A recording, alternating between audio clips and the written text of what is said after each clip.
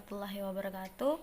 Perkenalkan, nama saya Dwi Juliwi Deningsih dengan NIM 191420974 dari Program Studi Pendidikan Biologi Fakultas Keguruan dan Ilmu Pendidikan Universitas 19 November Kolaka. Di sini saya membuat video ini guna melengkapi tugas mata kuliah Fisiologi Tumbuhan yang diapung oleh Ibu Maretik SPMSI dengan subtopik atau dengan pembahasan tentang translokasi. Sebelum kita membahas lebih lanjut tentang translokasi, baiknya kita terlebih dahulu mengetahui pengertian dan definisi dari translokasi.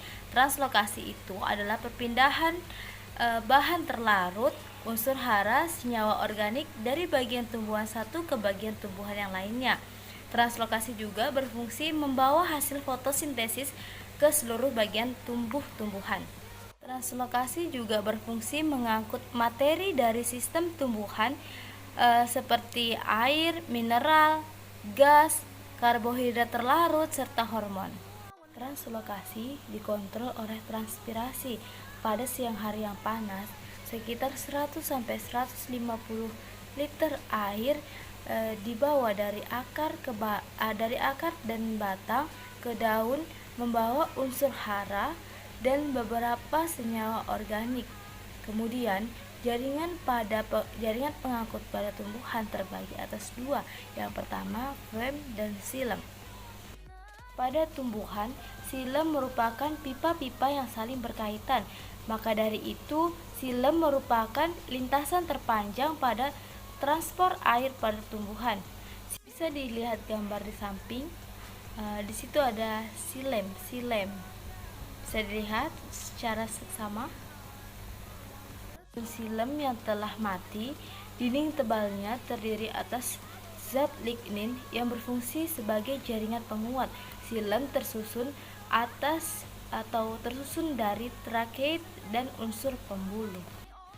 Cairan atau kandungan cairan yang berada pada xilem itu meliputi yang pertama unsur hara atau garam mineral, yang kedua karbohidrat yang termasuk itu sukrosa, glukosa, dan fruktosa, dan yang ketiga ada senyawa organik seperti asam amino dan amida, yang keempat atau yang terakhir itu ada senyawa organik lainnya seperti hormon. Kecepatan pergerakan unsur hara dari akar ke daun yang dibawa oleh xilem memiliki perbedaan atau setiap tumbuhan itu berbeda tergantung ion atau mineral yang dibawanya. Ada beberapa ion dan mineral yang apabila dibawa akan mengalami perlambatan.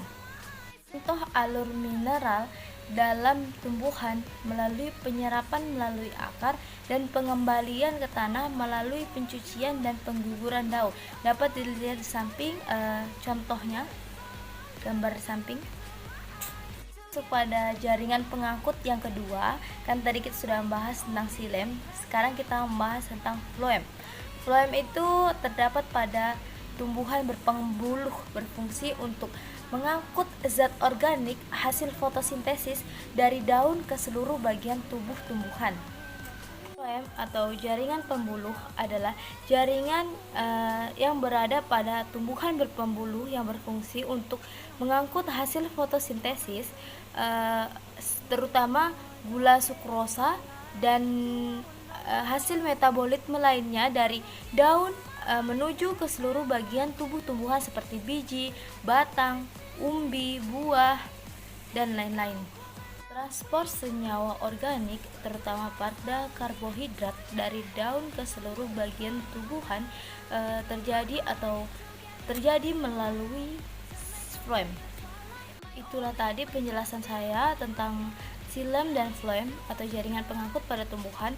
Kita masuk kepada water stress atau water stress air itu dapat mempengaruhi translokasi atau mempengaruhi terhambatnya proses translokasi. Tidak langsung terhadap produksi adalah berkurangnya penyerapan hara dari tanah. Adanya stres air ini setelah penumpukan nitrogen penyebab kandungan N, daun, komponen klorofil lebih rendah, jauh di bawah titik kritis, jauh di bawah normal. Adapun beberapa penyebab terjadinya water stress, salah satunya adalah water balance atau water economy, dikontrol oleh rata-rata relatif dari penyerapan air dan kehilangan air. Ada juga mekanisme penutupan stomata. Defisit air akan mempercepat proses penuaan dan dehidrasi. Pun faktor-faktor yang mempengaruhi proses penyerapan air oleh akar. Yang pertama, ketersediaan air tanah. Yang kedua, temperatur tanah. Yang ketiga, sirkulasi udara tanah. Yang keempat, konsentrasi larutan dalam tanah. Dan yang kelima, pada sistem perakaran.